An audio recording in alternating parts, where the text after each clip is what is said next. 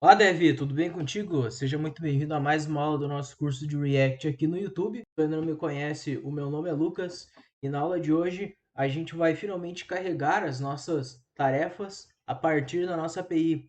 Então, na aula passada a gente construiu o nosso service aqui, ele vai ser responsável por acessar cada um dos métodos de API e deixar isso tratado para nós. E na aula de hoje a gente vai conectar esses services com o nosso front-end. Então a gente vai ver tudo como é que a gente vai deixar a nossa listagem de tarefas ali totalmente dinâmica. Esse vídeo promete, então já deixa um like aí para ajudar o YouTube a sugerir esse conteúdo para mais pessoas. E se tu não é inscrito no canal ainda, te inscreve, porque em breve a gente vai estar lançando mais vídeos e muito mais conteúdo interessante, assim como esse. Qualquer dúvida que tu tiver durante o vídeo, sobre algum conteúdo que eu passar e que não ficou bem claro, talvez eu pudesse ter feito melhor, etc. Põe nos comentários aí que eu vou ficar muito feliz em ouvir a tua opinião e poder melhorar e poder produzir um vídeo aí com mais qualidade. Então, bora lá, vamos pro vídeo aí. Então, é o seguinte, aqui embaixo eu já estou com a nossa aplicação rodando aqui, certo? No localhost 3000. Eu estou com o nosso mock rodando também. Aqui a gente tem o nosso service. E o que nós vamos fazer agora é aqui na nossa tela de dashboard. A gente tem aqui, olha só, uma interface para ir tarefa. E, curiosamente, é a mesma interface que a gente já tem dentro do nosso service, certo? Então, o que eu vou fazer aqui? Começando, eu vou dar um export nessa minha interface aqui de dentro da meu tarefa services e no meu dashboard eu vou apagar essa interface aqui porque não faz sentido eu ter ela duplicada ali em dois lugares, né? Obviamente aqui vai dar algum tipo de erro, né? Vai dizer que não foi encontrado, então eu vou importar essa interface lá de dentro do meu service, tarefa services aqui, beleza? O que mais que eu vou fazer aqui? Olha só, o state ele está inicializando aqui como vazio. Significa que a minha listagem, quando eu abrir no navegador, olha só, ela vai estar sempre vazia. Eu posso adicionar coisas aqui, ele adiciona perfeitamente, mas a listagem, se eu dar um F5 aqui, ela sempre começa vazia, certo? É exatamente isso que eu quero, tá? Quando tu estiver construindo aí a tua listagem e tudo mais, é exatamente isso que tu precisa. Que a listagem, ela inicie vazia ou inicie como undefined, apareçam carregando, alguma coisa assim. Mas enfim, eu vou deixar o state aqui vazio mesmo. E aí, o que eu vou fazer? Vocês lembram que nas aulas anteriores... importante, olha só. A gente tem uma playlist inteira desse curso aqui de React no YouTube. Tu ainda não viu os outros vídeos dessa série, volta aí e olha nas sugestões aí que vai ter a playlist inteira do nosso curso, tá beleza? Então confere lá que é um curso gigantão, tá muito bom. A gente fala sobre todos os React Hooks, como é que usa o state, como é que usa o effect e tudo mais, tá? Então se tu não viu ainda, volta lá, porque agora a gente vai usar um React Hook chamado useEffect para justamente fazer essa consulta para nós da listagem. Ou seja, esse useEffect vai conseguir buscar no nosso banco de dados a lista de tarefas e atribuir para o nosso state. Então, olha só, o que eu vou fazer aqui? Eu vou passar aqui um useEffect. O useEffect vai ser importado aqui em cima, tá? Lembrando, o useEffect ele é uma função que espera uma function. Como todos os hooks normalmente precisam, eu passo uma rede de dependência para cá também. Tá? Esse é um hook que ele precisa de uma rede de dependência. O effect, que é a arrow function, e as dependências, que é a lista de dependências. E aqui dentro desse effect, eu vou fazer o seguinte. Vocês lembram que a gente construiu o service aquele, beleza? Nesse effect aqui, o que eu vou fazer vai ser chamar o nosso service. Tarefa service. O Visual Studio Code já sugere para importar para nós aqui. Eu vou deixar ele importar para mim aqui automaticamente.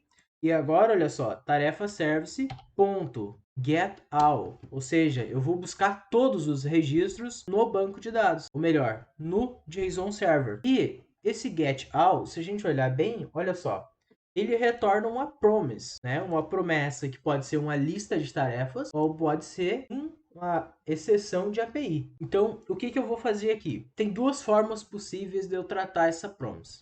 Uma delas é a forma como a gente até mesmo está fazendo aqui dentro, olha só. Dentro do nosso service, a gente coloca uma await, porque o get, ele retorna uma promise para nós. E uma forma de tratar ela é colocar o await e o async, com o async e o await. E a segunda forma de tratar uma promise vai ser a forma que a gente vai usar aqui dentro. Vai ser com o then. Porque o que acontece? Se a gente utilizasse, ao invés de usar esse then aqui, tá? Se a gente utilizasse o await para esperar os dados da nossa API, eu teria que colocar o async aqui. Só que olha só, um React Hook, ele não aceita um método assíncrono. Então, o que eu teria que fazer? Eu posso tratar ainda, poderia usar. Eu teria que fazer o seguinte, eu teria que colocar const get all aqui, por exemplo, e aqui, sim, seria uma arrow function assíncrona, isso aqui.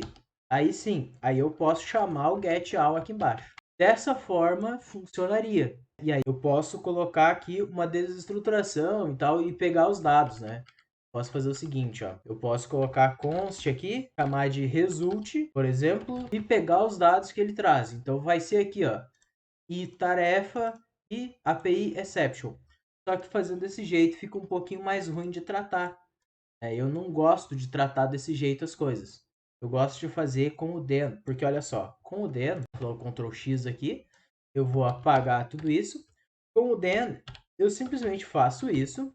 Then. O then é uma função aqui do getAll, uma função de promise, né? E como primeiro parâmetro para esse then, como parâmetro para o then, eu preciso passar um callback aqui, ou seja, uma arrow function, que vai ser executada quando a consulta finalizar, né? Então, ou seja, quando a gente, aqui dentro do nosso service, der o return de algum erro, ou o return dos dados que vem do nosso back-end, o then vai ser executado, ou seja, a arrow function que está dentro dele vai ser executada, tá?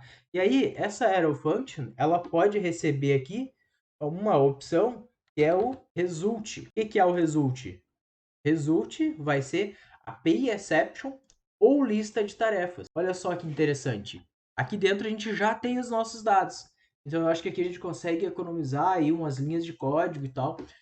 Eu acredito que fique muito mais simples nesse formato de uso, tá? Outra coisa, aqui dentro a gente pode estar recebendo no result uma API exception. Se a gente recebe um erro de API, a gente precisa tratar, precisa exibir esse erro, né, para o nosso usuário final. Como é que a gente faz para verificar se deu erro e para exibir esse erro? Simples. If, se, else. Se result for uma instance of API exception, ó, estou importando o API exception lá de API exception, ou seja, se result for uma instância de algum tipo, uma instância de erro, vamos dizer assim, da classe API exception, significa que deu erro na consulta. Então, se deu erro na consulta, eu posso fazer o seguinte: alert result.message. Eu posso dar um alerta com a mensagem de erro que eu recebi. Olha só que interessante. Olha só, o result aqui, qual é a tipagem dele? É lista de tarefas ou API exception. E agora, dentro do instance of, qual é a tipagem dele? É só API exception. Ele só vai entrar aqui dentro se for algum tipo de erro, certo? Então o TypeScript aqui, junto com o Visual Studio Code, os dois já têm essa inteligência para saber e conseguir nos ajudar nesse caso. Quer ver outra coisa interessante? Se eu pegar essa linha e mover para baixo no else, olha só o que vai acontecer. Ele dá erro, porque ele diz, olha, message does not exist on type lista de tarefas, certo? Porque agora ele entende que se o result estiver na linha de baixo, estiver no else do if, então ele é somente uma lista de tarefas, né? Então, nessas e outras que o TypeScript ele é simplesmente maravilhoso, né, do meu ponto de vista. E aí o que eu vou fazer agora dentro do else, né? Então, do lado aqui, dentro do if, se for um erro de API, a gente exibe um alerta para o usuário com a mensagem que veio. Só que na linha de baixo, o que eu vou fazer? Set lista com o result, porque o result já é uma lista de tarefas. Então, assim, ó, dessa forma, a gente vai estar consultando as nossas tarefas no JSON Server e vai estar dando um set na lista delas, beleza? No state. Vamos ver no navegador aqui. Vou dar um F5 aqui no navegador e olha só, ele carregou automaticamente para nós. Se eu vim aqui no Visual Studio Code, ó, vamos olhar lá dentro do nosso mock. db.json. Ó, a gente tem duas tarefas. O que acontece se eu apagar uma delas? Ó, reiniciou aqui o JSON Server, eu volto, ainda está aqui, né? Mas agora, se eu der um F5 aqui, ó, carregou só uma. Vou aqui no Visual Studio Code, vou dar um Ctrl Z, colocou as duas de volta, dou um F5 aqui, carregou as duas tarefas. Então era isso.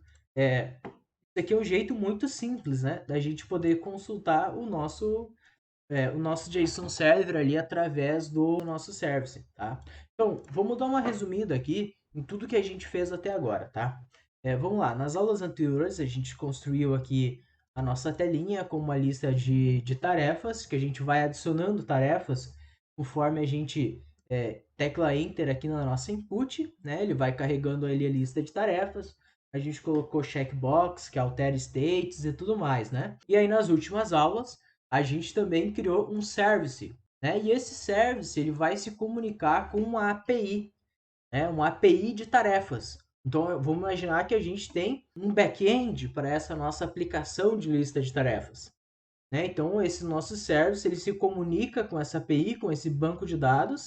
E esse banco de dados, essa API, a gente está simulando através do JSON Server.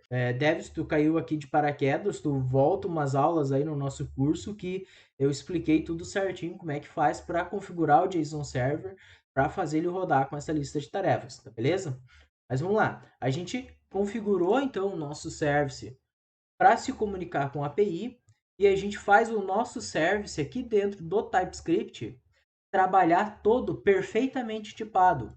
Então, ó, ele tem uma lista de tarefas, tem uma API exception, que é um erro de API ali e tal, caso aconteça, né? A gente faz o try catch aqui para tratar esse erro. Tudo isso a gente viu nas outras aulas.